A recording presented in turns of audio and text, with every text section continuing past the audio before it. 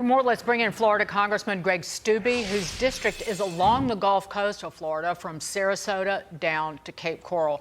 Congressman, you've just been touring the area, and it's unimaginable what the conditions would be like if you didn't have someone like Ron DeSantis running the state. Well, and what's really heartbreaking is these communities in my district were just flooded with Hurricane Helene with a 5 to 7 foot storm surge. And I just toured areas today that were flooded again. St. Armand's Circle, the Keys, Venice, Punta Gorda, businesses that I toured a week ago, 2 weeks ago now, that were flooded again. And yeah, thanks to the great efforts of the state on all of the things that they're doing. It's certainly not FEMA on the ground. It's the state on the ground. It's your local government on the ground. It's your counties.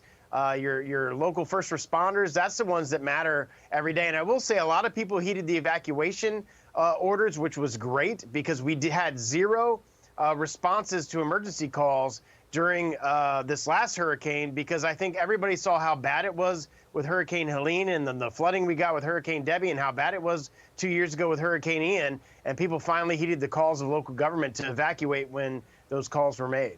You know, it's remarkable when you know how to deal with hurricanes and you know how dangerous they are, like you know in Florida. Actually, you heed the advice, which is wonderful. Let's talk about the power. Is power coming back on?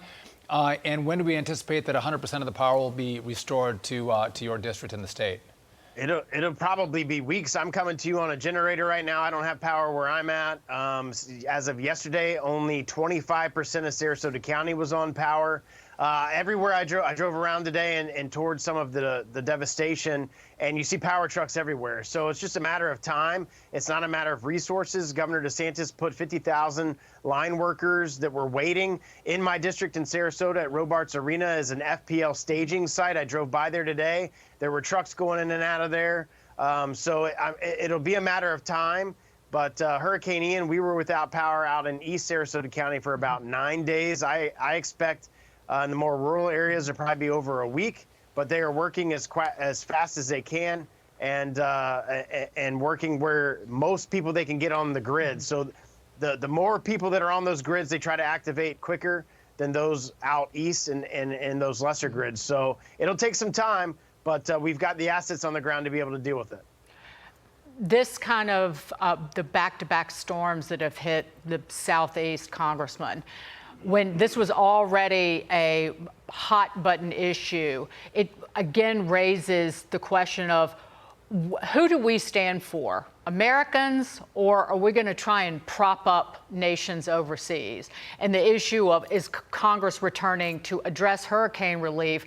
But it also shines an even brighter light on the hundreds of billions of dollars that have headed overseas during the Harris-Biden administration.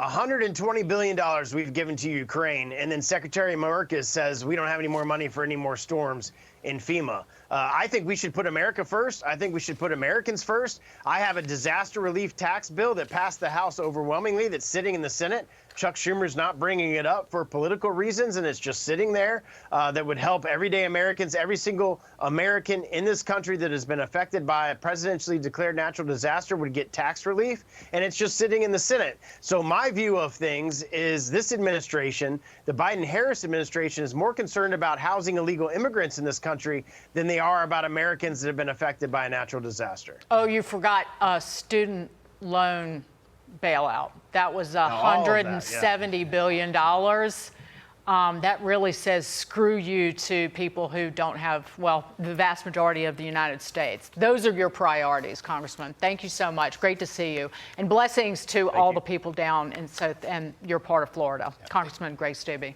Thanks, Congressman.